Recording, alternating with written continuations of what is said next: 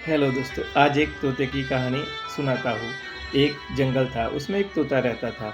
एक दिन वो तोता एक पेड़ पे बैठा था। वहाँ से यमराज जी गुजरे। यमराज जी तोते को देखकर मुस्कुराए। तोता ने सोचा, यमराज जी मुस्कुराए यानी मेरी मृत्यु निकट है। वो उदास रहने लगा। फिर दूसरे दिन वहाँ से गरुड़ गुजरा। गरुड़ ने देखा कि तोता बहुत परेशान है। तो गरुड़ ने तोते से कहा, तुम क्यों परेशान हो? तो तोते ने कहा कि यमराज जी मुझे देख के मुस्कुराए थे यानी मेरी मृत्यु निकट है, तो मुझे बचा लो। तो गरुड़ ने उसे उठाया और 7 समुंदर पार एक पहाड़ी में एक गुफा के अंदर उसे छोड़ के आ गया।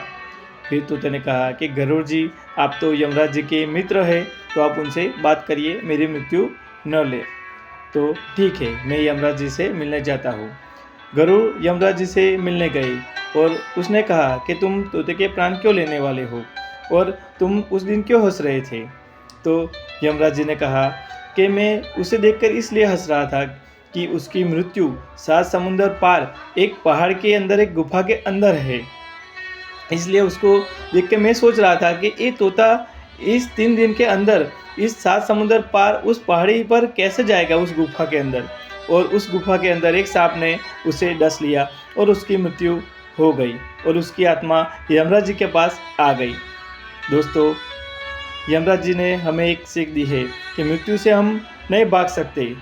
वो तोता कहीं भी जाता उसकी मृत्यु निश्चित थी और कब कहाँ कैसे पहुंचना है वो भी उनको पता है।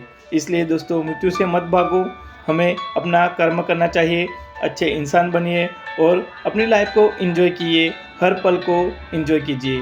प्रेजेंट में ही जीना है, भूतकाल और भविष्य की चिंता मत कीजिए। Have a nice day. Bye bye friend, मिलते हैं अगली वीडियो में। Bye bye.